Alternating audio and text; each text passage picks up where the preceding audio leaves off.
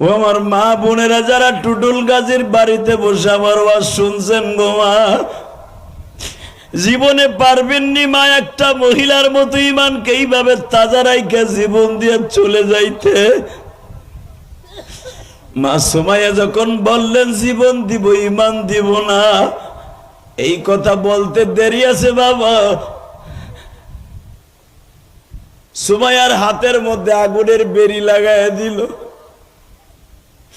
Saudi আরবের জমিনে লোহা বাবা গরম করে না, রোদ্রে 5 মিনিট রাখলেই আগুনের মতো গরম হয়ে যায়। সৌদি আরবের পাথরগুলা কি গরম বাবা, আগুন দিয়ে জাল দেয়া লাগে না। পাথরগুলা এত গরম, স্যান্ডেল গলিয়া বাবা পাথরের সাথে লেগে যায়। মা সুমাইয়াকে গরম লোহা এইভাবে হাতের মধ্যে লাগাইয়া এইভাবে উলঙ্গ করে খাড়া করায় রাখছে।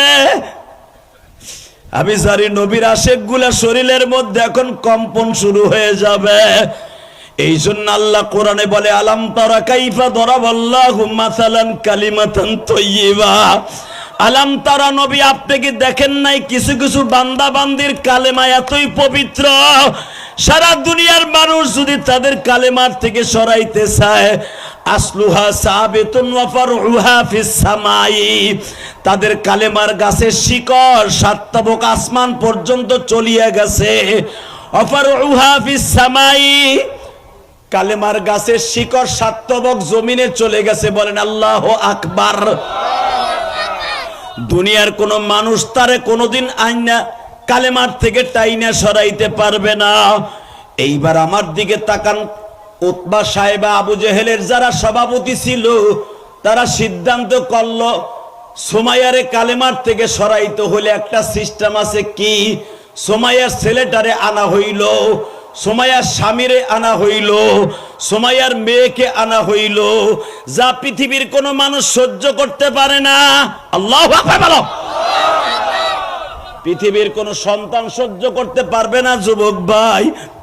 সেটা কেমনে হয়? সুমাইয়ার ছেলেটাই খুঁটির সাথে বাঁধা, মা সুমাইয়া ওই খুঁটির সাথে বাঁধা।